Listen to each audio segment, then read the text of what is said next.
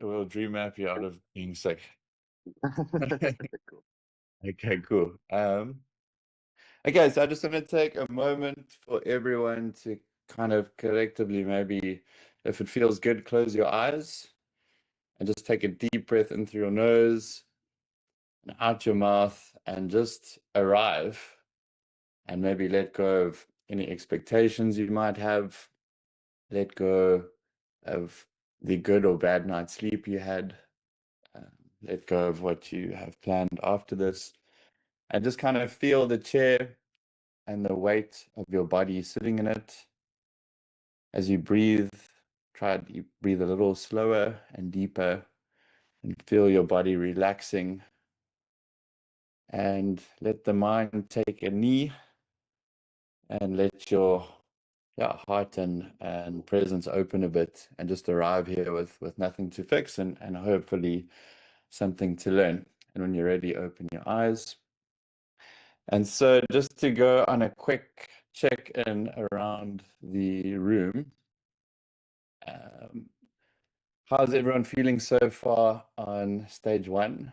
Has there been any sort of motivation or shift in tapping your why, like specifically for this course? Like I'm here too, so that I can why.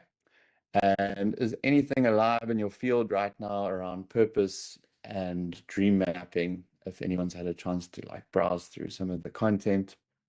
And just keep it short, honest, and real. And that's how we start to build a little field on this online container. If anyone wants to go at all.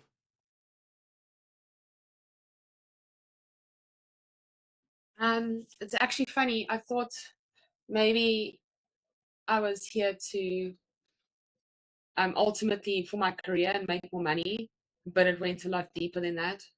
It did actually go into my purpose, like we were discussing, and specifically, like I feel like this is the kind of thing that helps to raise the collective consciousness.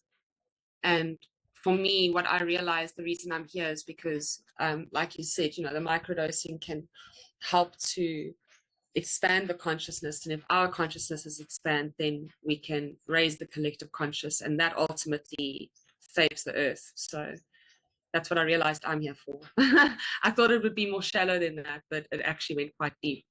So that was interesting. Beautiful. Yeah, it seems like the stakes are probably a bit high. Yeah. And I think the more we can show up and use these tools like microdosing, and hopefully like this course is 10% microdosing and the rest is kind of tapping into something a bit deeper and like looking at sustainable tools. Thanks for sharing. Anyone else?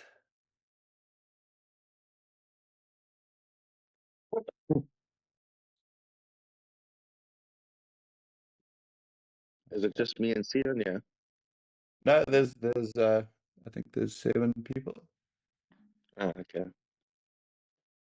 You might have your view as 2. I can't really see anything. We're technologically disadvantaged. That's true. Okay, cool. Well, yeah, did anything pop up for you for dream mapping and the why statement or purpose? Anything feel alive there? Who's speaking to me? Yep. This whole week's been a bit of a shamble for me. I've been heavily medicated and trying to just get through some work as much as possible. I must be honest, I haven't had a chance to really put too much time into it. But what I have noticed in the background is when I do have those free gaps, I have been thinking more purposefully about the things I'm more passionate about and creating the spaces around those, which I've found quite Thanks. nice. Yeah, and I think hopefully with this, like it's around finding and going back to our center and knowing we're going to be knocked off many, many times, whether that's from illness and life and this, and hopefully we start to look at these flow tools and motivators as things to guide us back to center. But also hopefully there's little seeds planted of little questions that when you do have those moments of stillness to yourself that you start to think a bit deeper and a bit more purpose aligned. Cool.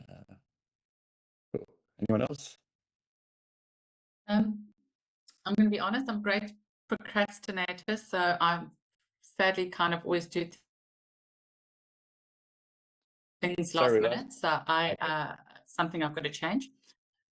Okay, I've got really bad internet where I live, so I'm a great procrastinator. So I always tend to put things off and do it. So I only did mine this morning because that's how I flow. So it's one of those things I need to change. Don't worry, welcome to the club. I only prepared And this. yeah, I've definitely yeah, sadly. But it's something I definitely want to look into a lot more. It's brought a few things to the surface for me. And one of them is obviously not to Procrastinate. leave things till tomorrow. I can leave them Yeah. today. But it's going to open up a lot more. So I'm tending to look at this more internally. I'm taking this more as a journey for myself and what I can change and how I can grow. Yeah. Beautiful. Yeah, I think like I'm sure everyone here has wrestled with old procrastination once or twice. But yeah, thanks for showing up. Yes. And yeah, hopefully starts to plant some seeds here and there. And anyone else while we here floating in the online realms? Should I dive in? Well, I can quickly give you mine if you want, Gary. Yeah, go for it. All right, I'm at a coffee shop, so yeah, I don't know how loud it is. No, I can't hear.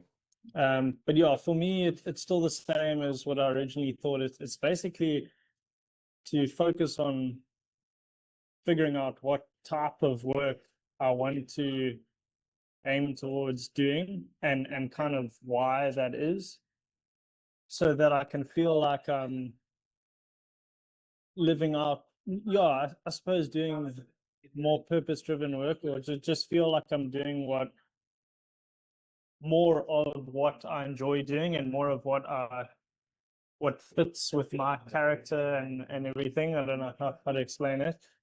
And hopefully, because I have a family, the money can come with that. And I guess the reason I want to do that is so that in 20 years from now, I'm like fulfilled. Well, I just want to kind of, I suppose, be the best version of myself for the people in my life. I don't want to be like, I don't want to have any what ifs or feel like I'm kind of just floating on with whatever. So yeah, I suppose it's just nailing down like what I want to focus on with my career, because the rest of my life, I think I'm pretty fortunate with in terms of like my family and a lot of very important things, almost the most important things in my life. I'm super like grateful for and happy with. It's almost like I just want to be work wise. I want to be doing. Yeah, sorry, I'm kind of losing my train of thought here. Not at all. Yeah. What's the simplest way to say it? I want to I want to feel fulfilled in my career, so that kind of overflows into the rest of the people in my life. Because if I'm feeling like jealous of other people where they're at compared to where I'm at, and if I'm feeling like I haven't accomplished what I could have or should have, then I feel like that can lead to like some nasty feelings. I don't want to feel like that. I want to feel like, okay, I've made a decision about where I want to be and what I want to do because of X, Y, Z, and then I want to work towards getting there. And even if I don't get there, at least I know where I'm going. Yeah. Thanks for sharing. And yeah, I think like hopefully with the concept of flow and stuff, that why statement can be fluid and can change and adapt as you change and adapt and grow. And like you were saying, to have this awareness of your family that you have to provide for and being grateful for like those that are around you, it kind of anchors you into like 3 generations forward and 3 generations back. And like I think just having kids in a family, that like perspective of purpose and mission and why we're here like starts to broaden and expand both like forward and back. Like, hey, this is where we're from, but where are we going, and how can I align how I show up to like a better future for those ahead. Yeah. as opposed to me, mine, and I all the time, you know. So 100%. Yeah. Cool. I don't know. Is it just me? Okay, cool. Cool. And okay, so thanks for sharing. We did cover this last time, and I haven't scheduled in the kind of pod for this section, which is, you know, really like the purpose and dream mapping leg of the three-legged stool is really the purpose component. But you know, like I can't always read the chat and stuff. So if ever there's a question or something pressing or whatever, you know, feel free to ask during any of the slides. And yeah, like we've spoken so far, come as you are and stay open. Leave your armor at the door. Curiosity is your passport. And I think vulnerability really starts a circle. And I can feel that we've already started that with just our shares we've had now. So yeah, don't hog the mic, but don't hide in silence. Everyone seems to be nicely adhering to that. And yeah, flow thrives in the shared space. So speak the truth and listen even deeper. And you don't need to impress us, just bring your full, honest self. So to start to look at stage 2, I guess act 1 of this is specifically speaking to flow and dream mapping. And I don't like the term manifesting, and I think it's a little bit different to manifesting, but sadly, that's the spiritual equivalent to what dream mapping might look like. But hopefully, there's a little more like neuroscience and even flow science stuff added to the concept. So to firstly speak to what is flow, because we haven't really covered that as a state and way of being. We can think of flow as firstly a force of nature, the way things flow, the ebb and flow of life, the ups and downs, smiles and frowns, magic and tragic parts of being. We can look at flow as a way of being. And when we are in flow and in cohesion with our energy, our life, our purpose, I think we all know that path of the Tao, like the in between the yin and yang. And when we are in this cohesion of balance and showing up, we can look at flow as well as a path of least resistance.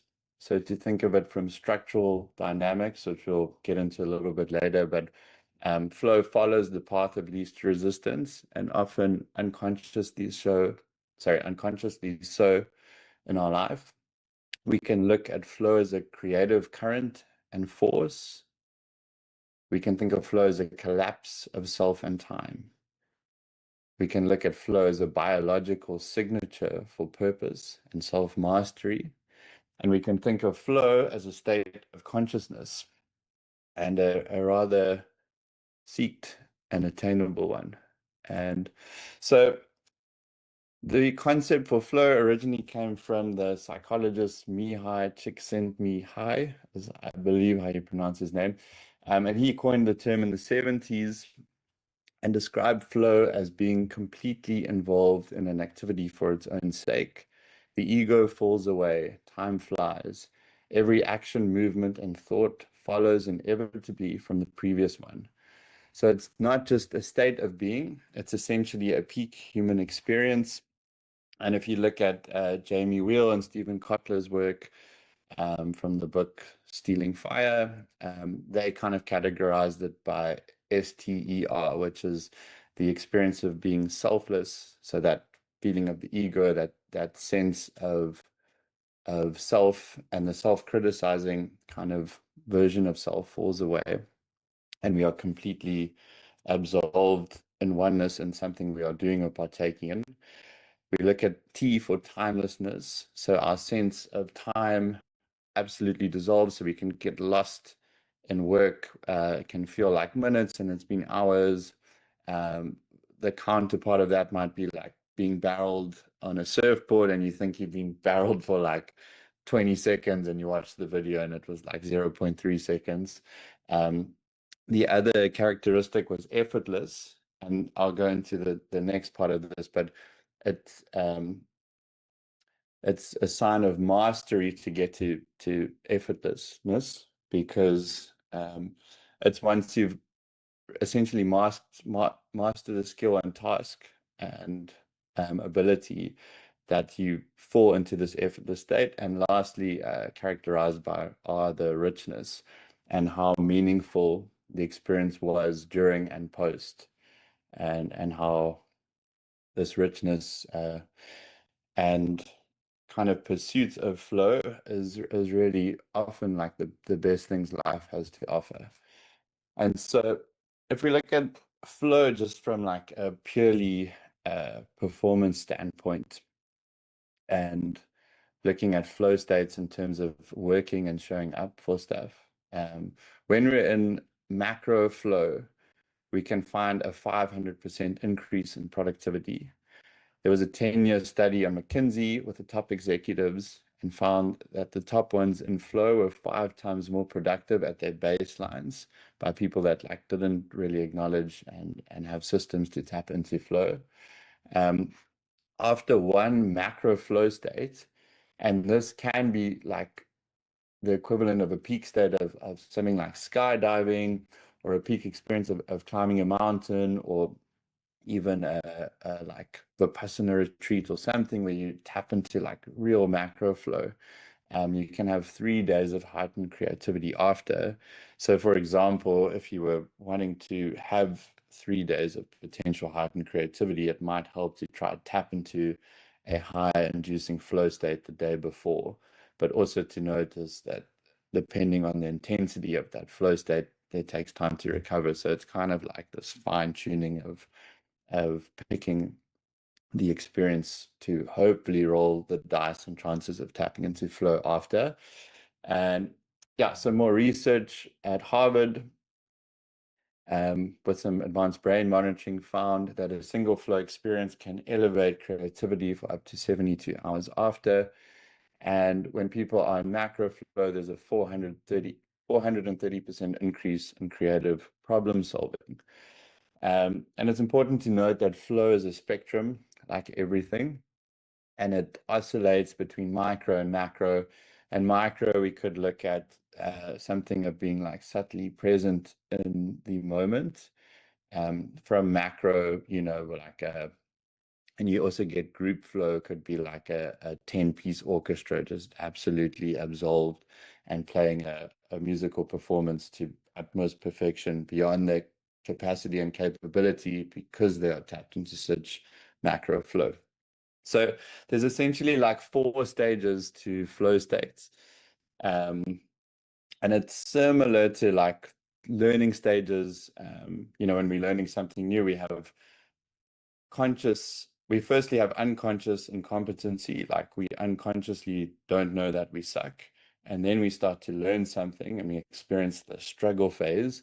And now we have conscious incompetency, and that's quite painful because, you know, when learning anything new or learning something that would be a flow-inducing activity, so playing the piano, guitar, you know, writing or a piece of work, or learning a new art form or skill, it's worth knowing there is this struggle phase. And it's quite painful to eventually feel that we've learned and had, you know, like enough development in our skill to finally release and like walk away from what we're busy trying to do. And when we come back to that activity, hopefully we like then get to tap into micro and eventually macro flow. But knowing that we cannot live in a state of flow, like it's a very it's like a neurochemical cocktail. And if we were in peak flow all the time, like we would just collapse from utter exhaustion. And so knowing how important recovery and resetting our nervous system and states, and our full range of states in our brain and activities to recover, to then essentially go back into this cycle and then like roll the dice at landing in flow. So a lot of us can kind of sabotage ourselves at the struggle phase by not committing to the, you know, development of said skill.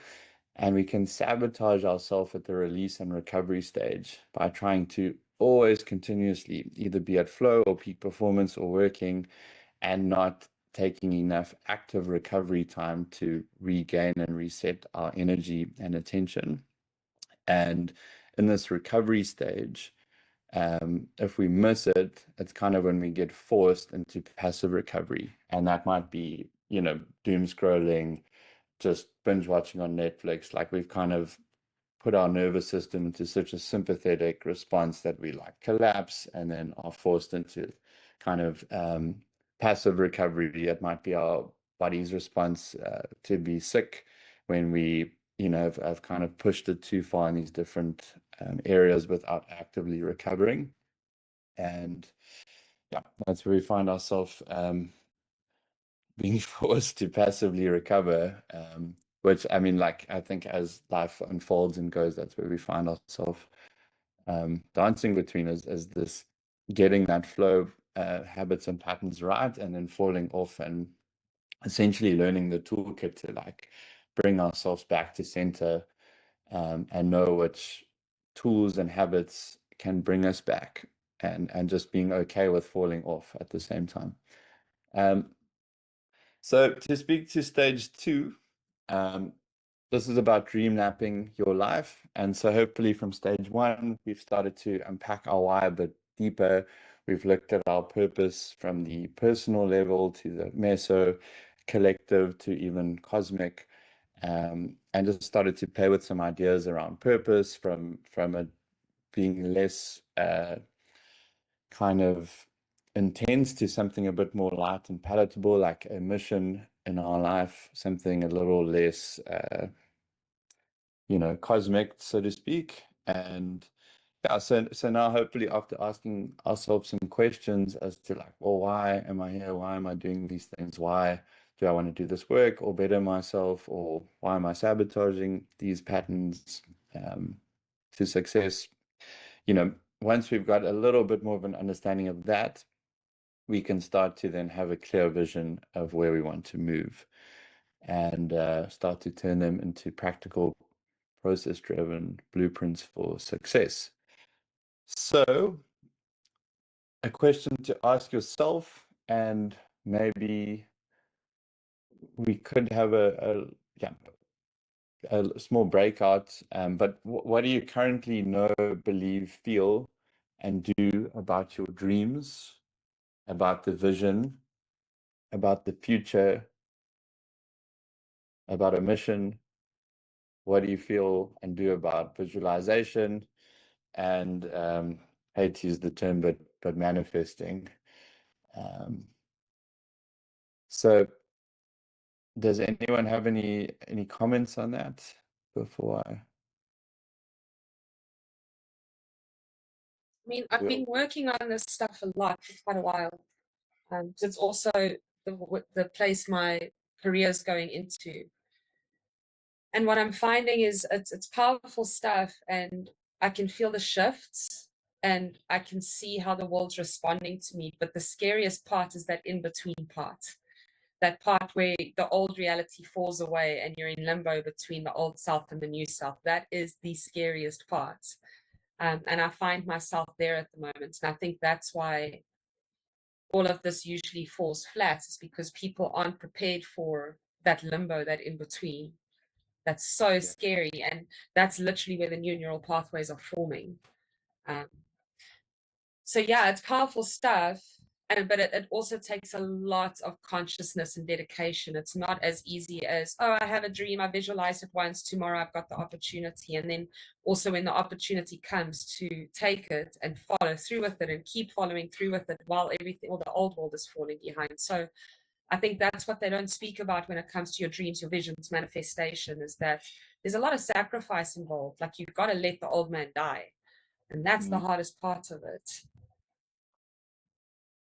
Yeah, there's like, if you look at the story of Jesus from a Jungian perspective and the Jungian lens, like you probably know, is looking at every story from the lens of the psyche.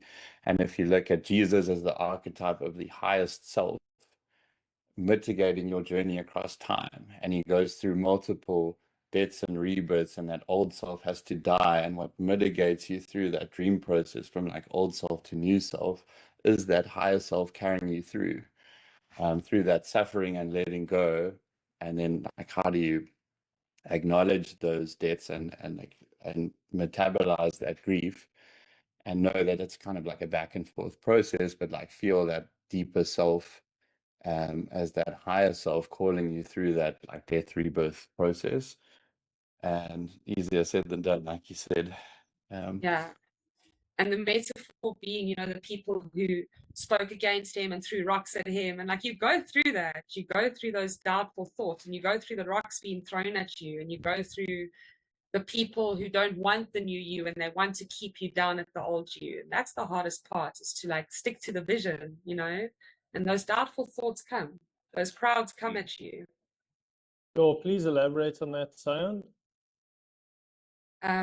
Specifically what? No, like you said, like, you know, people want the old you, so they're like, So what I've found is that especially family and friends, but especially family, they are used to you being in a certain identification, and they identify off you being that person. yeah. So when you start to become a new person, like personally, I've had to step away from my family for a little bit, because whenever I was with them, they would observe me as the old person, and their observation would literally change my atoms to staying as that person. So you need to get away from those people who see you as a certain version of yourself, because they'll keep pulling you back into it. Because if you change, it means their identification changes, because they can't use you as a what's the word? Yeah, they can't use you as a, help me out with the word here, Gary. Reference? A reference anymore, right? So it means they got to change. They either have to accept that they're in a new hierarchy or a new identification in comparison to you, or they want to, usually the nervous system wants to stay in the old, so they'll try to keep you in the old. And that's really, really difficult. And generally they want to keep you in the negative thing, because if you're lower, it keeps them higher, and they don't want you to go higher because it means they'll be lower, and nobody wants to be lower. So a lot of ego, there's a lot of ego against yourself, but also against other people's egos as well. Does it make sense? Yeah. Does make sense.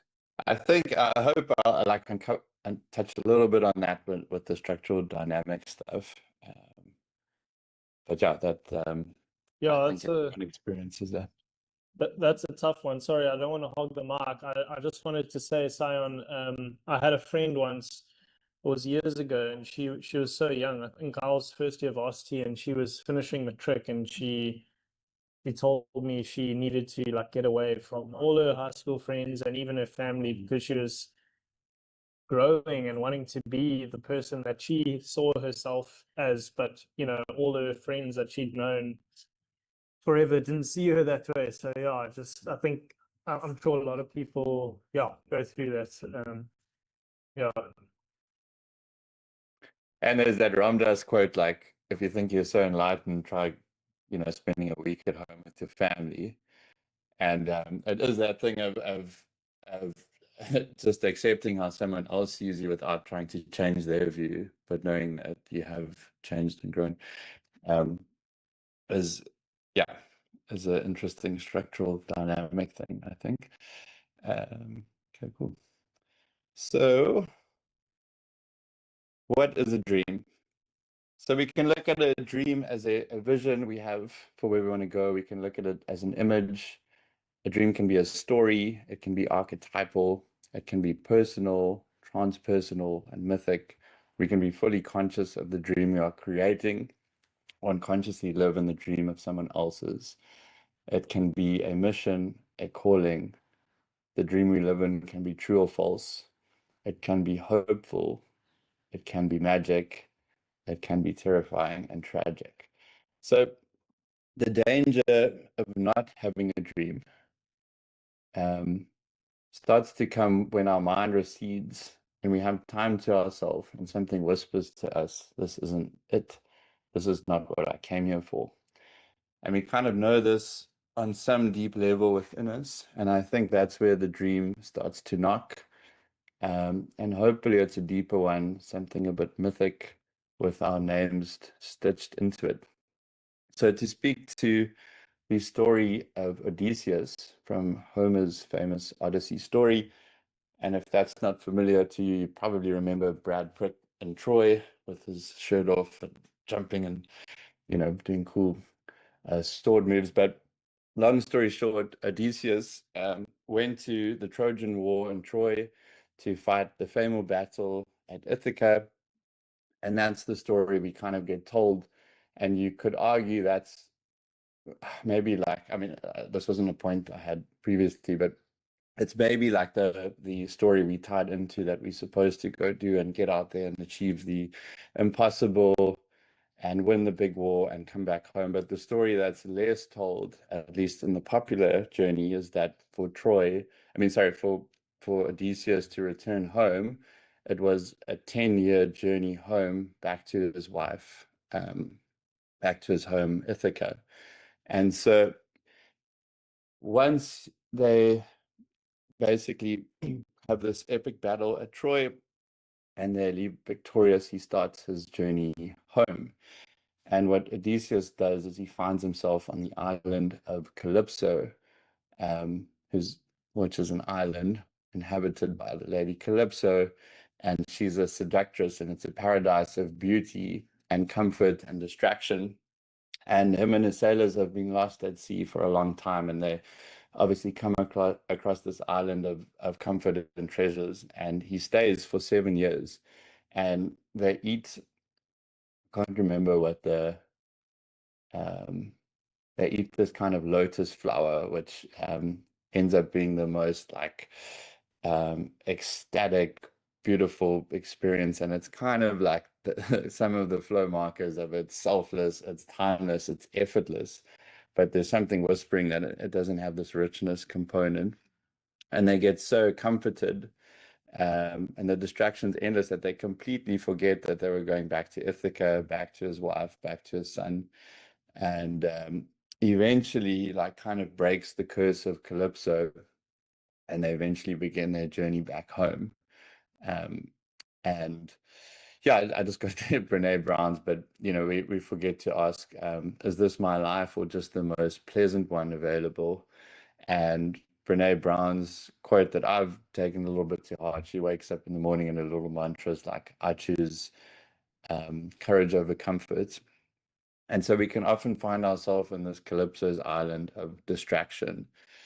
And the cost of this is potentially amnesia, because it's easy to get caught up in distractions, but we must make that hero's journey home. And kind of to seize story a little bit, there's in the hero's journey, there's the call to adventure, and we find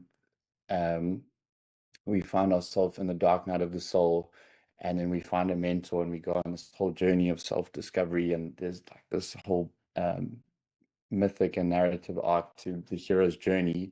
And then the hero returns home with all the insights that they've grown to like go back with the people and give essentially give from the lessons they've learned and give from this like deeper place of presence. And so in this myth, the sailors who eat the lotus at the island of Calypso never return. They get high on comfort and they forget their quest and their mission. They become benign and content and a bit useless to their own lives. And so you could argue that it's not just an old story, but it's something happening at scale. There's a shared dream we once held of a white picket fence, a specific home, 401k, retirement, and that dream and ultimate journey is maybe collapsing on some sense. At least it feels like that in the collective story. And instead of pulling into like a deeper purpose-driven place and asking what we would like to create and be in partaken, we kind of pulling ourselves into rather venturing into Calypso's island, where we just forgetting and distracting ourselves and losing sight of the dream because it's maybe not our own dream, or it doesn't seem attainable, or it seems like it might just dissipate. And yeah, so when you start to lose the dream, you lose your direction. When you lose direction, flow can become impossible. And when flow dies, evolution stalls, and essentially meaning collapses. So you may still be alive, but you're no longer becoming and unfolding and creating from a self-authoring place, but you're rather maintaining and kind of potentially distracting. And not to say that like a little, a little day trip to Calypso's Island every so often is like maybe a peak experience and maybe something worthwhile to connect with others and have a good time on the island, but we don't want to essentially live there. So eventually from the story, Odysseus remembers and he tastes his dream again. And this orientates everything around him. And he starts to be navigated and drawn by something real. And this is where myth meets neurobiology, because the moment you start to remember a dream and one that is yours, you start to engage in curiosity and a curious invitation to how it might all unfold. And curiosity, which we'll get to in a little bit, is one of the most elegant flow triggers and motivators. And once you start to forge a dream and vision for where you'd like to go and where you must go, a structural dynamic starts to create itself. And this tension has a kind of natural path of least resistance, to use Robert Fritz's term, to resolve itself. And this path starts to pull you forward with more focus, energy, and presence. And essentially that is flow. When your nervous system, attention, and purpose align, it's not just magic, but it's by design, and it begins with a dream. So I'll just go to that first. But yeah, with the little Walt Disney model we had earlier, this in the last class, this was a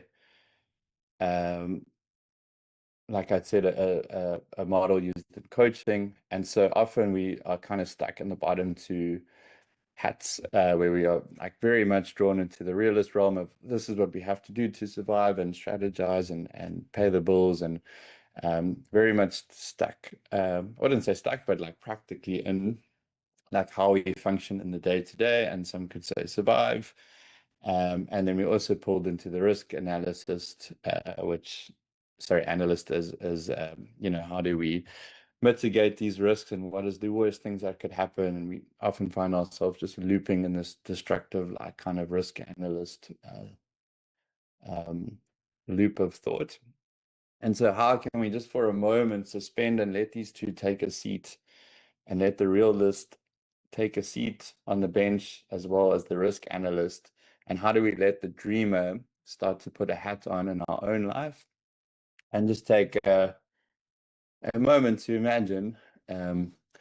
So I'd just invite you to close your eyes and just for a second, imagine yourself putting the hat of the dreamer on in your own life. And so if you let all your self-doubt, your worries, your limits take a knee, if you imagine it all worked out perfectly, imagine all your best traits, your most dedicated and motivated self pulling you forward. Allow yourself to dream a future without limits, where constraints don't exist and you're in the realm of pure possibility. What does this expression of you look like? Where and what are you doing? Who are you with? What environment are you in? And what energy are you bringing into the world? How big is your impact? And what does it feel like? And when you're ready, you can open your eyes. But yeah, to just for a second hold the dream and start to have a feeling and create a map. Like if we start to dream map something, it asks, what is pulling me forward? What themes possibly keep resurfacing in my dreams, both waking and sleeping? And what's the work behind the work I'm meant to be doing? So when we start to connect with the dream for our own life and how it could look, not just for us, but for our family, for others, for our nation, for the world, etc., we start to reconnect with our inner coordinates. And it's kind of a little art of tracking the breadcrumbs of our longing through our memories, our metaphors, our symbols and stories, and subconscious clues to kind of start to form a coherent map of where we'd like to go.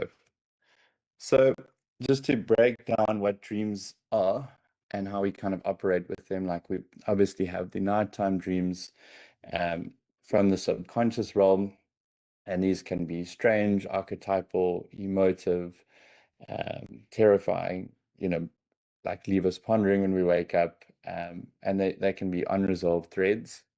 We can look at our waking dreams, and where we can be sitting, looking at the surf, imagining doing like really cool turns, or our daydreams for what life could be like, or when our little mind just drifts off into something. It can be a creative download, and a little whisper from something beyond like the conscious beta thinking mind that we often find ourselves in. And yeah, then our life / vision and dream we have for that, and what dream and vision did we maybe previously have around our life. And then there comes a point where that dream is probably shattered and a new, maybe more realistic one starts to emerge, but one that's probably more, probably coming more from a center of self. And how do we start to deconstruct what dreams aren't ours and start to live and orient our lives to the ones that are ours?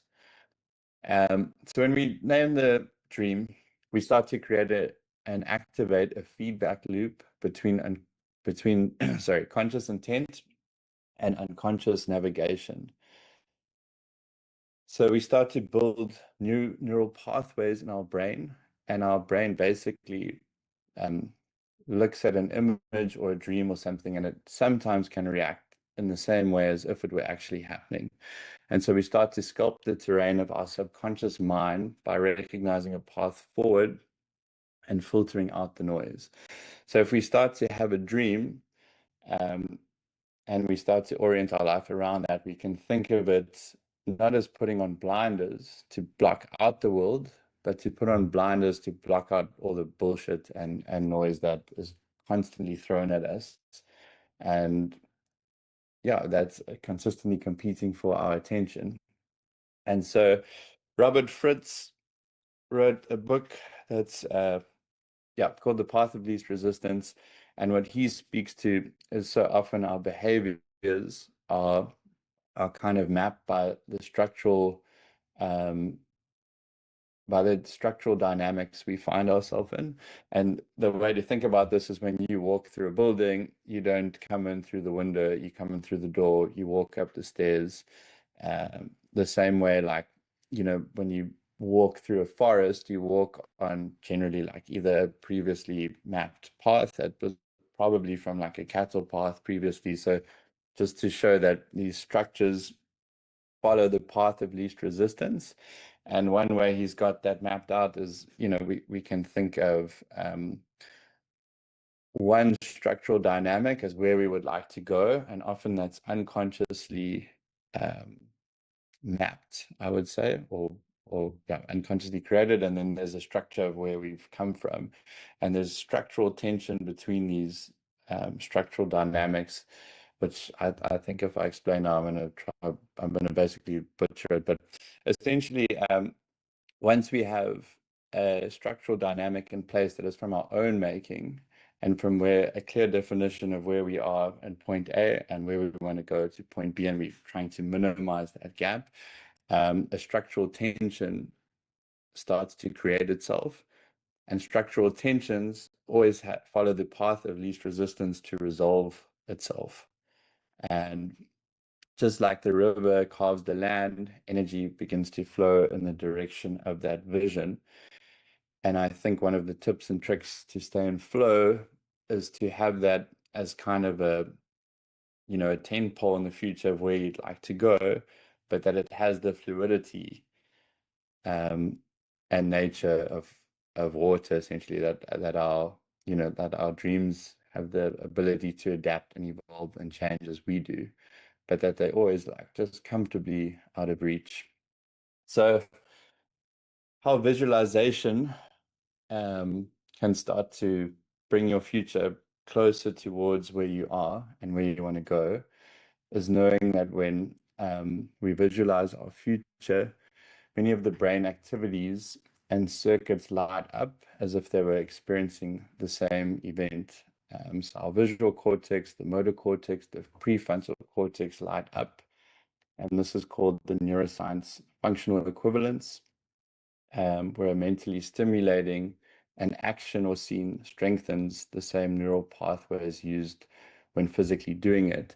And that's when you look at like Arnold Schwarzenegger, and he just had this visualization of where he wanted to go or where he wanted to place in specific contests. Sportsmen and athletes and peak performers do this all the time and use this for motor learning to like learn a motor pattern in their like functional movement and the action of the sport, and they emotionally prime and mentally rehearse themselves. Like you can imagine yourself speaking on stage or performing on stage before a performance, and repeated visualization strengthens our synaptic plasticity, making certain behaviors and choices more neurologically familiar or pre-programmed. So we start to visualize our goal, and we start to like prime our actions and stuff that are in coherence with that goal. And when we see an image, I think it's something like 50% of our brain lights up, which is interesting and worth thinking about when on the doom scroll. And each image has, can have this range of release of neurotoxins in our brain, from dopamine, largely the driver molecule of what makes us get up and go. And, it can release oxytocin, like the social dynamic to seeing an image. And then it can also release cortisol and norepinephrine. That can be like the stress kind of response to an image. And visual imagery can also activate our default mode, involved in our imagination, self-referential thinking, and future planning. So when we have a vision board, we also start to activate our reticular activating system. And just like the blinders, our brain starts to filter out information that is relevant to our goals and values. Sorry, it starts to filter and prioritizes information that's valuable. And we unconsciously start to spot opportunities, people, ideas, themes that align with that vision. And you could easily argue and probably feel in your life when you haven't been aligned with a dream, or you're down in the pits and your state's like really low, or possibly like, parasympathetic, that then you're kind of doing the opposite to this, and everything that, you unconsciously don't see opportunities or people or the good things in life, and you prioritize all the shit that kind of just distracts you. And so if you think of your vision board as something that's mentally priming your brain through repeated exposure, that can start to improve your motivation and confidence and attention towards the goal relevant tasks. And also another key thing to kind of add to a vision board is to have an emotionally charged image of something that every time you see it, it invokes a strong emotion, and again, like triggers that curiosity component. Yeah. So to go back to this from our first lecture, we kind of spoke to our state impacting our story, impacting our purpose, and then essentially our impact and how he's showing up. So, from our why, we can start to shift our state, and then to look at our dream, we can start to shift our story. And the next few classes will be like kind of more in the actual embodiment purpose component of things, and then how we can basically recognize when our state's dysfunctional or out of whack, and how we can bring back our state in alignment to like be in cohesion with our story and back in line with our dream, and realizing when we essentially in Calypto's island. So one thing to just think of with a dream is a lot of us are in a dream and living someone else's. So dreams can also be programmed into us essentially through advertising, always, propagating a lack or scarcity of something that would be fulfilled if you just buy this product. We can have someone else's dream programmed to us from parental expectations, possibly pop culture narratives. Maybe it just happens to be where we are born and the culture we live in. So just to kind of ask yourself, like, what dream have I been sold that's maybe kind of bullshit or not mine? What dream am I unconsciously chasing to prove my self-worth? What dream is culturally accepted by others but personally meaningless to me? And what dream is quietly calling me beneath all the noise and clutter if I let my mind and body still? So we don't all need a dream to make us famous, but we do need a dream to make us whole, and one that we can create and live.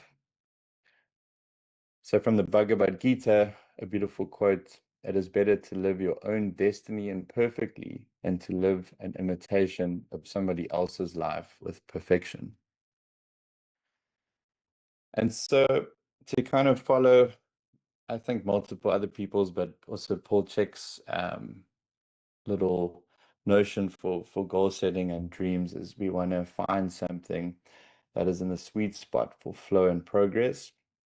So we want to find something that's doable, just out of our scope of reach, but it's also edgy and fun. So David White once said, what you can plan is too small for you to live.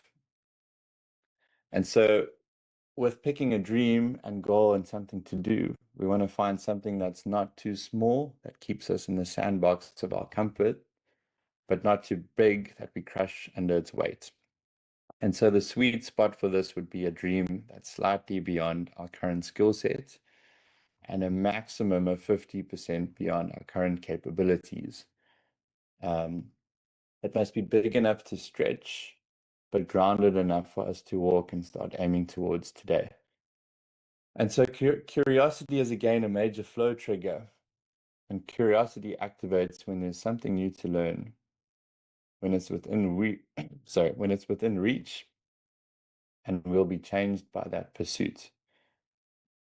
So most people use grit and sheer determination as a motivator, but grit and determination seems to burn out. And if you have a task that you feel you have to do and want to do, it's often better to just shift into curiosity and what might unfold if I just dedicated 20 minutes of flow time to this task, or what might unfold if I, gave my all for that amount of time per day, as opposed to I have to show up and give my all for an hour.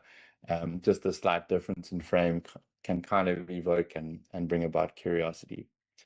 So just a little exercise to consider, and maybe to open up to the room, would be kind of deprogramming a dream. And so on the left side, we could think, what dream was I sold? What are the messages we've absorbed around success, status, purpose, identity, etc.? So what dream am I sold, or was I sold? And I'm questioning. And what dream am I now called towards? And what's something that's showing up in my inner life, in my passions, my daydreams, and my thoughts in the unconscious or conscious parts of my inner psyche, what dream is currently calling me forward. And I don't know if anyone wants to share anything there.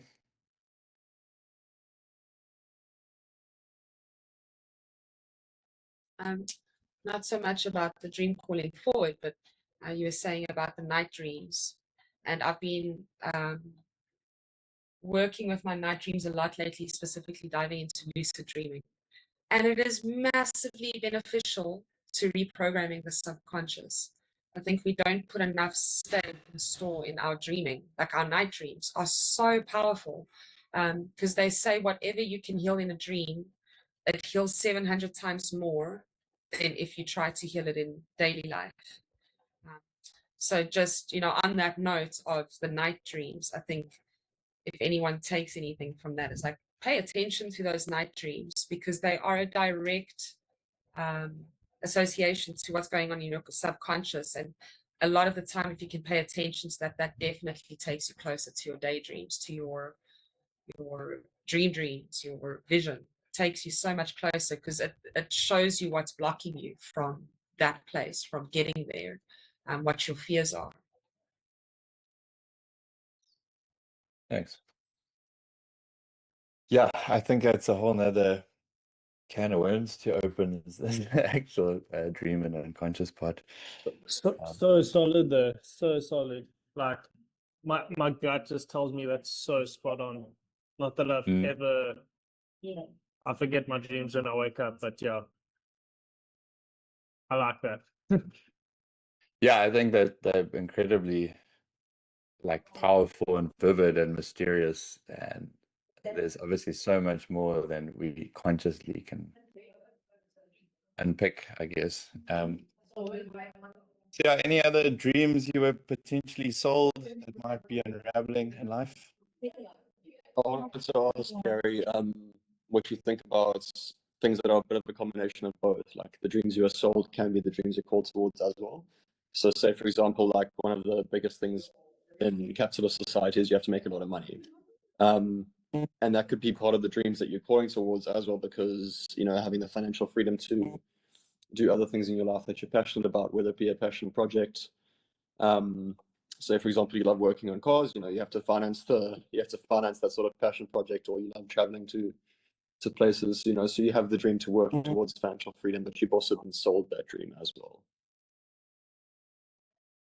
Yeah, I mean, I guess it's equating because there's a big difference between financial freedom and then what that number specifically is, and looking in your own dream of what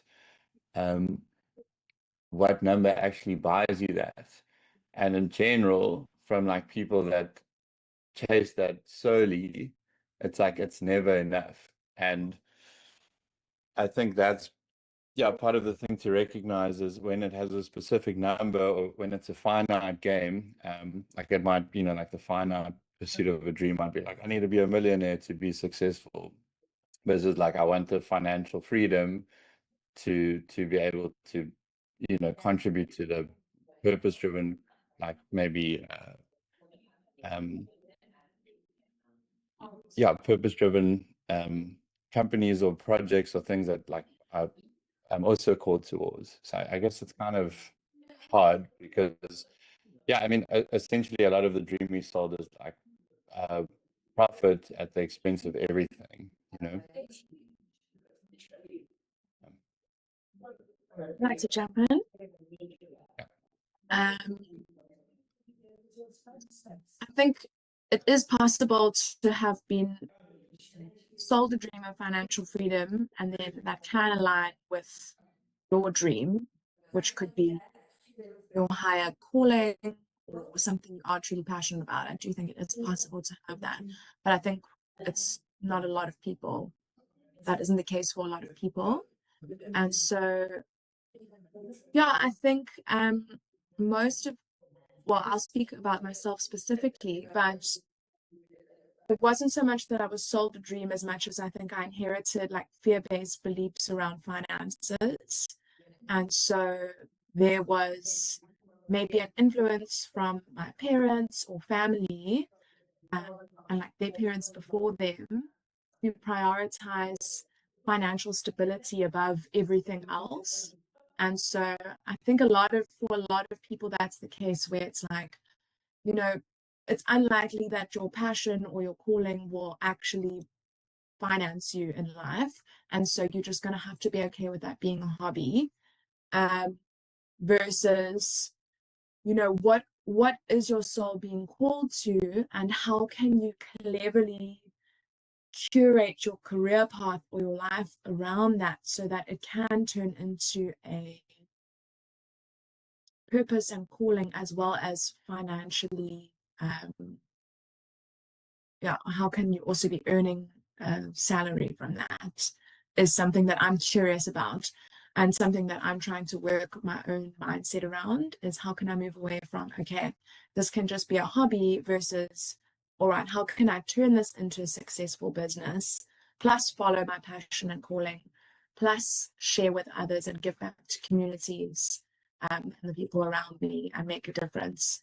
And so anyways, I feel like that's where I'm at in my life now.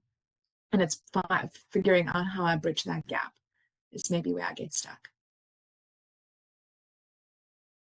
Thank you for sharing. Yeah, Lauren, it's so beautiful. Like, it's so spot on. And like the last year where I've decided now I'm going to make a living from my purpose. And it's amazing how many people I've met in this time that have done that, whose parents didn't sell them or condition them, or they weren't conditioned into thinking what I love is a hobby, and then I must focus most of my hours on making money. So their parents like told them, go do what you love. And they're having the best life, making good money. You know, Scott Feeney Fins, that guy, like he started surfing because he watched Point Break, and one day he was like, okay, that looks fun. So he went into the water in a place with a wakeboard, into a place where nobody surfed. The cops pulled him out of the water twice, and he just carried on with it. And now he's like one of the best fin makers in the world, literally one of the best manufacturers in the world. And he's got a little factory like that's pumping. And I think that's so important. And once you start to really lock yourself into that, you meet all these people that are making good money off of doing what they love, and they're so purpose driven. And it's so beautiful that you brought that up, because it's powerful and it's true. And we need to decondition ourselves from thinking, well, what I love is not really going to make me money, because it's untrue. Yeah. And then you also got that other side of the flip side, like my aunt was a successful business owner in Joburg, had restaurants and stuff. Sorry, is it quite loud this side? She quit it all and moved to Mozambique to start a dive shop, and made it happen. Opened her own dive shop with some partners, lived the dream. Was then doing like 3 dives a day, and after about 5 or 6 years was sick of diving and the dive shop. And you know, she's now moved on to the next thing. But it's crazy. Like, wonder if Scarfini's pumped out like 1 million fins, if you know, he'll be filled with passion and purpose for fin building. For I suppose it's the whole balance of like fulfillment and stuff. I suppose can't purely hinge on like your career, but it's definitely a great one to have. Don't know where I'm going with that, but Well, I think like for so many people, their dreams, like Gary said, because we're human, our vision and our flow towards that, you know, it moves like a river. And so that vision can also shift or change. And so I think that's also part of it, because you might start out with a dream, and what you end with might not be that at all, but the pursuit of that is like the point of it. And so whatever it is that, you know, the steps that you take towards that, and the way that you change, and the skills that you learn, I think, I really, maybe that's more the point of it than like the achieving the end goal. I don't know. I think you just nailed it. Yeah, to to speak to like the Robert Fritz and the structural dynamics thing, he speaks about like we're often operating from the structural dynamic of responding or reacting to a problem. And so the problem might be, I don't have enough money, so I need to respond and do something in line with the dream that I was sold. And then that gets received and we make money. And then, like the kind of problem recedes and now we start to have enough money. But then that structural tension, because it came from a place of kind of scarcity, starts to flip. And then we react like negatively to what we've essentially structurally created, as opposed to looking at it from a creator aspect of what would I like to create and what systems could I create that bring money that is more maybe tapped to like an infinite game and is tapped to something that brings me meaning and others meaning and joy and all the good things in life, but like not at the cost of other people. I don't know if that's I think the structural dynamics thing needs to be its own lecture. But anywho, it's yeah, like it's a tricky one, that purpose and profit, and it's also worth noting that like that idea of purpose tied to your like work is pretty new in terms of the story. It's maybe like the last 100 years, maybe, and before we found that in other areas. So it's also partly, I think, taking off so much pressure for it to always be tied to work, but knowing that it can be. What are your thoughts on that, guys, in terms of like waiting? Like, what is a healthy way? This is such a weird question, sorry guys, but like as a human, I'm asking you a question as if you're like the Zen Buddha here, but like how in your opinion, like how should you wait?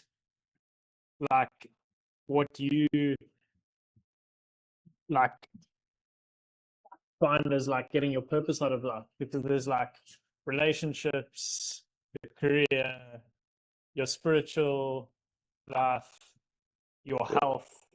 Is it like, yeah, you know what I mean? Is it like, because I think I maybe have fallen into the trap of like putting career quite up there. Maybe it shouldn't be up there. I don't know. It's like, well, maybe it should flow, and there's times when that should be the ultimate like purpose guiding force, and then there's other times where maybe something deeper arises. And I think in life, like, I mean, depending on where you are in your age and maturity and how life's unfolding, that purpose as a compass and driving force will shift and change. And when we like on our deathbed versus when we just had our first newborn, or when we like shifting into retirement, that like purpose and things starts to shift. And so I do think it's a continual like shift of compass, and it's never at a fixed point. But it's to like kind of look at what areas is this getting met in its deepest form, and where is it lacking, and what will give me more wholeness and kind of insight into the bigger picture of being alive. Like it's not all just like working and showing up. I don't know if that's any just made it more confusing. okay. Cool. Well, yeah, so hopefully to start to look at some of the structural tension stuff and the dream mapping.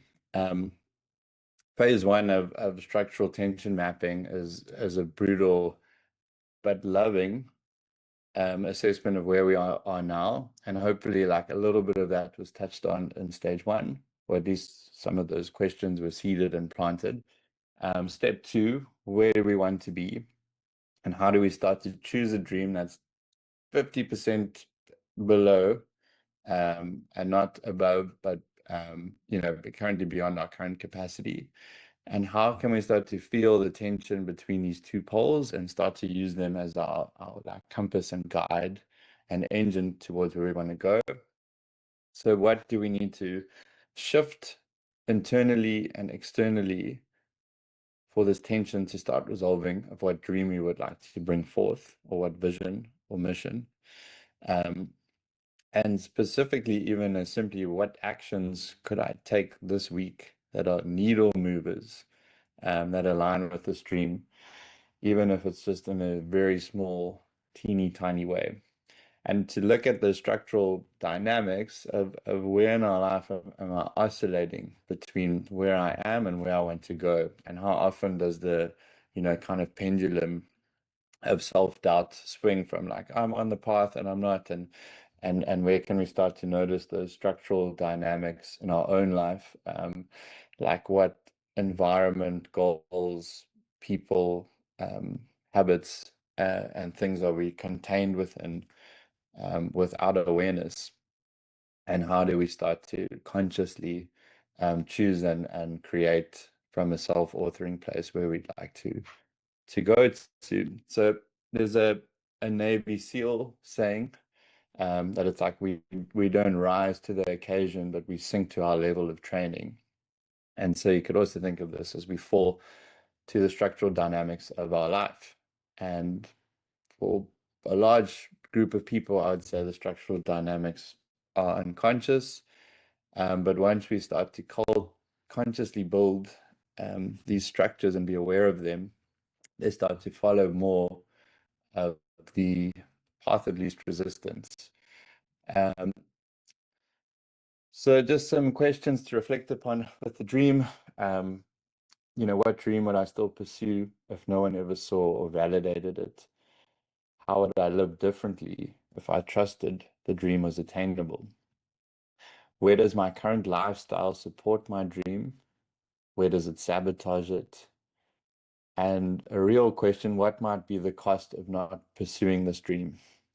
And I think so often we underestimate our sphere of influence and the ripple effect, that, like, following the little spark in your heart can bring to the world. So Act 2 of this course thing, got a little bit of time, I've maybe overshot this, but Act 2 is living the dream. And so to live the dream, we must create a system and a structural dynamic. So to quote William Blake's, I must create a system or be enslaved by another man's. I will not reason and compare. My business is to create. So when we start to dream map and we look at that with flow mechanics, we start to create a peak performance blueprint, and we start to see our life, and we start to architect our life around performance. And so we no longer wake up aimlessly and wonder what to do. We don't spin in distraction loops, and we start to design our day around our full spectrum of states, and we start to design them around flow triggers and precious time that supports our vision. And we move from scattered to strategic, from restless to working with the rhythm of our waking and sleeping life. And we move more from friction, and we more learn to go with the flow. So when our dream, when we've dream napped something, our vision starts to fuel our flow, and we stop reacting and responding. We start orientating. We begin to design and create a life around what matters and what makes the difference. And then we engage again one of these most powerful flow triggers available, which is curiosity. And so the brain needs direction to focus, but flow needs meaning to ignite. And so often we can do this by trial and error, and just a reflection back in our life of when we were in flow and were in coherence, with like, wow, I woke up, I had energy, I worked for this many hours, I saw friends, I exercised, I slept well, I had a full day that at the end was like, felt like the signature of success. And if we like look back and destructure what actually took place, we can start to reflect and learn from our own doing. So as Friedrich Nietzsche famously said, the doer alone learneth by doing. But I think the trick to that is to be aware and to reflect and refine as you go along the way. So some of the most obvious and spoken about flow triggers for quite a while is like clear goals and targets. Is a general trigger for flow is knowing exactly what you are there to do. And so your dreams need to be translated into steps and missions and milestones. Another flow trigger is immediate feedback.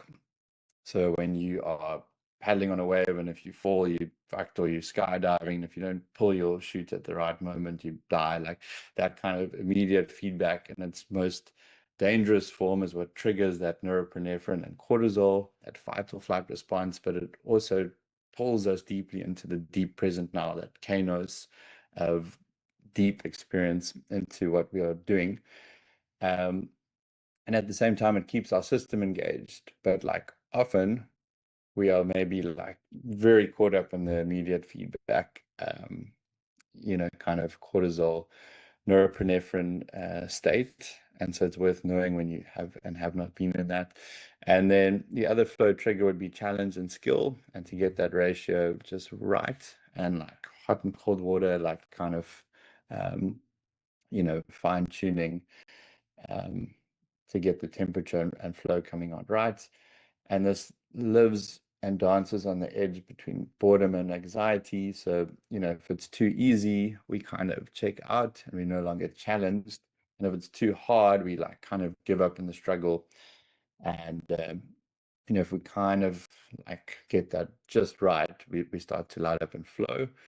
And then, of course, like deep focus. So you can't multitask your way into flow, and you need protected time of uninterrupted focus from like, so you can go into full sense of like put your phone on sleep mode, have no distractions in the background, have, like work specifically, but like how do you start to look and notice when is your most like obvious times to tap into a flow state. For some, it might be after they've just woken up, or in the morning. For others, maybe it's their evening workers.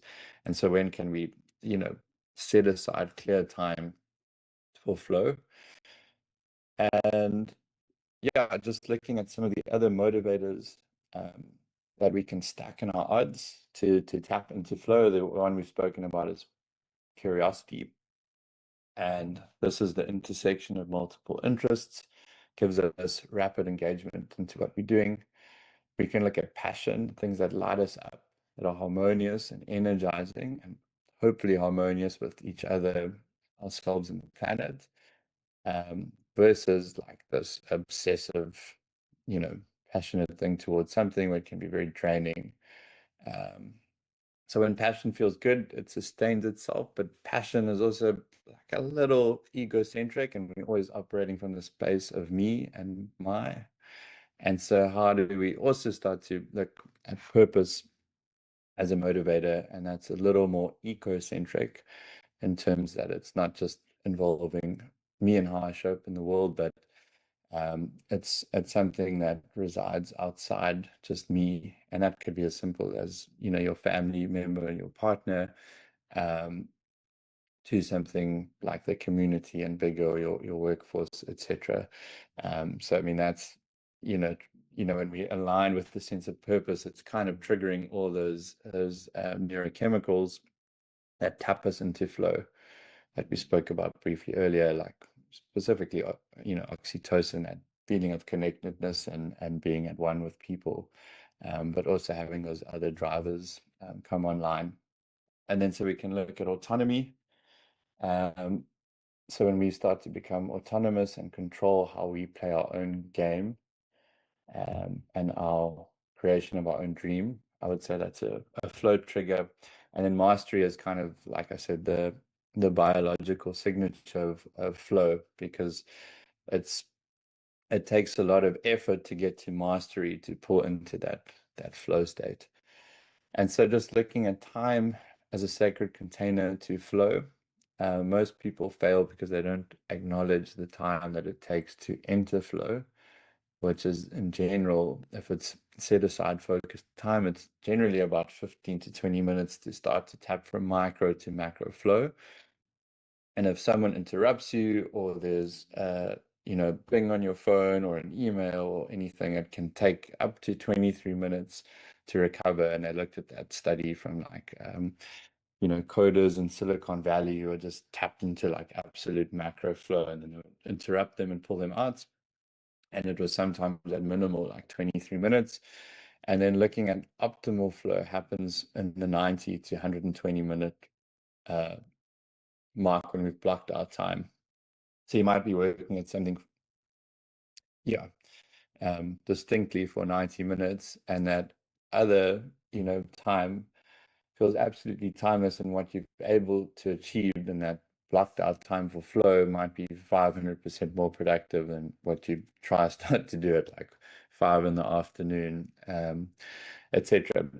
And then I would also say, like, noticing our nervous system and whether it's in this you know, parasympathetic state where we can calmly show up, and recognizing when we're in a sympathetic response and what we could do to like reset our nervous system to show up in this deep kind of flow state for work. So to listen to life's rhythms and flow, we can start to ask ourselves, you know, when cultivating flow around our dream, when do I feel most alive? What activities make time disappear? Looking at that timeless part. Where am I pushing myself too hard, and where can I let go? And so we spoke about this briefly, but like, you know, last time, the timelines for personal growth is, firstly, it starts by dreaming it. So defining the wildest, most exciting version of our future. Phase 2 is breaking it down, turning our vision into concrete, time-bound goals. With acceptance that we might not meet every goal and we might fail along the way, and how can we break it down and strive without, you know, self-loathing?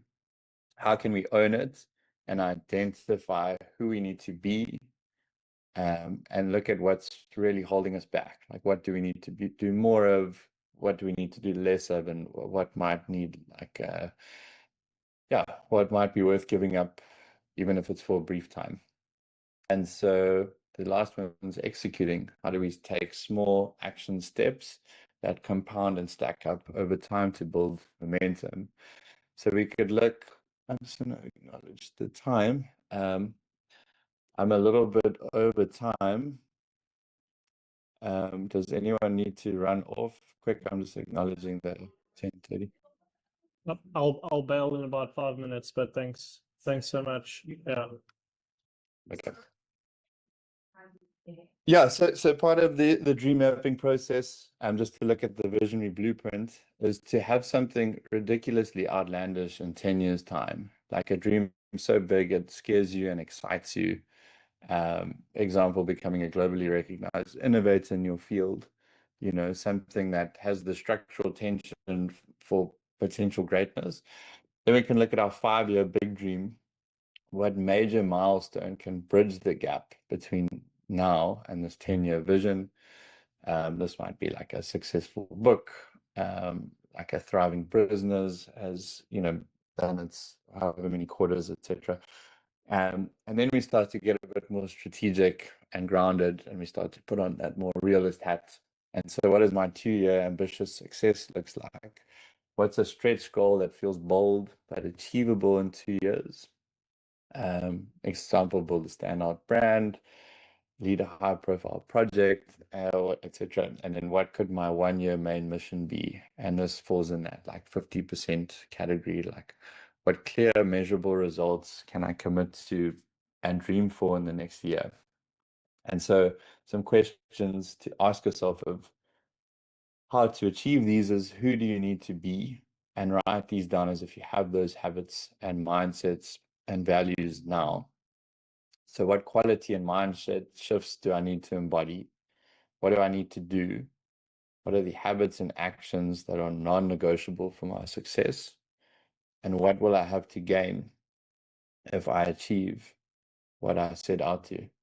And if we write these down in the present tense, it kind of does that same, like, emotional, neurological priming of recognizing when we are being who we want to be to reach that dream, when we are doing what we need to do, and recognizing what we already have, that's an expression of that quality that feels outside of us. And what we also want to reflect on is what we want to avoid, what actions and distractions and habits derail us, and where can we have some early warning signs of when we're kind of indulging in that a bit too much. What fears will we need to face and invite, like I'll share a poem after this, but how do we treat terror and triumph just the same? And how do we assess our limits and know, and kind of push ourselves so that we can find the limits to ourselves, and then start to again move back to our goals and refine and reflect on them. So if you want to just to speak to what Calvin was speaking to earlier, we can look at these 6 areas of our life where we potentially want to have flow,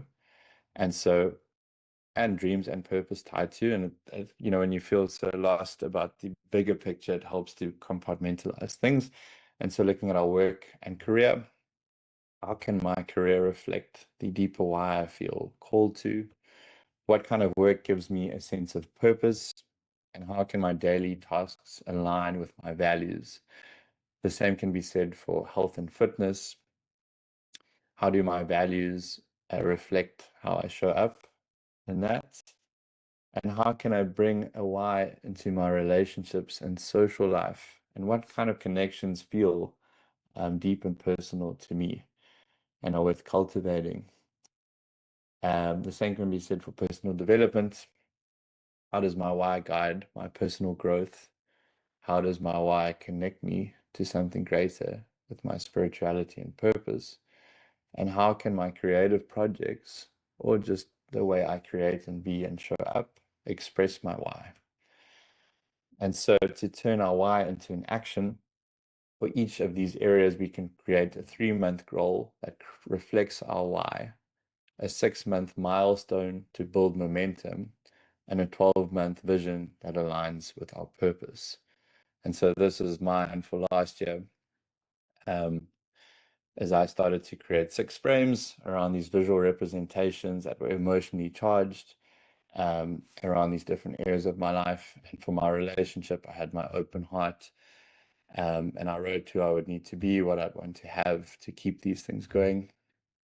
And that was successful in my marriage to Lauren. I wanted to start Dose Coach and coach people with wisdom and courage. I wanted to start the Flow Accelerator and create a community around catharsis, ecstasis, etc. And a psychedelic business summit I haven't quite done, to continually connect myself to spirit and the mystery and have freedom of movement and pain from my knee. And I can say I've, in some shape or form, achieved almost all of these. And this has been on my wall for the past year. Now with ChatGPT and stuff, you can kind of, take a picture of yourself and prompt into these different areas that you can actually see yourself in this future. And so to pull it all together, just to recap how flow becomes an engine of our dream. Once we have a clear dream, it starts to create structural tension and our brain wants to resolve it. If we invoke curiosity, that tension is even strengthened, and we can trigger that flow with our curious motivation. If we start to really consciously focus our attention, we can add clarity and challenge and focus to that vision. If we start to protect our time like it's sacred, we can use it to its best intention. And if we trust the process and just allow the dream to unfold, flow will do what it does best. It's basically it.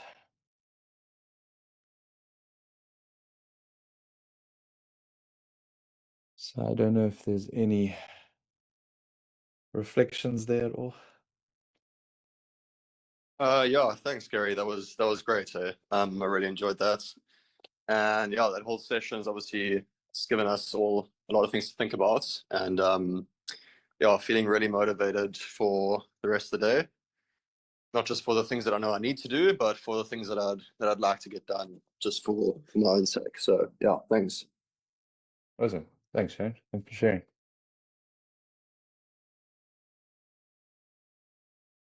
Yeah, I actually did this exercise last week or for the weekend, where I mapped out my dream and then listed all the ways, all the kind of the person I needed to be, you know, envision the person that I would be were that dream my current reality. And at the same time, I listed all the things that I needed to consider changing about the way that I'm living now, that don't align with that future dream or future goal or version of myself. And yeah, I did that obviously a couple of days ago, and it was really a really powerful activity. And so if anyone hasn't done something like that, I definitely advocate to doing it. But I kind of knew what my dream was, but I had, for me, never pieced together, oh, like these habits or things that I'm doing now are not going to serve me at all, and I really need to try and change that. But I had never thought about like being curious instead of hard on myself about it. And so I like that you brought that in, because that was something new for me to think about when motivating myself. But yeah, really powerful exercise. It's works for me. Thank you.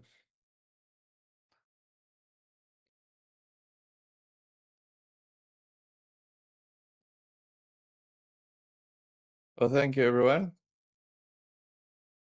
Yeah, hopefully some of it's useful. And then yeah, next week we'll kind of go a bit more into microdosing and peak states and stuff. And hopefully start to look at some embodiment practices and stuff. Thank you, Gary. Very cool. Thank you, Very guys. cool. It's giving clarity. Okay. Thanks, Gary. I appreciate it. Bye. Bye. Bye. Bye. Cheers, Gary.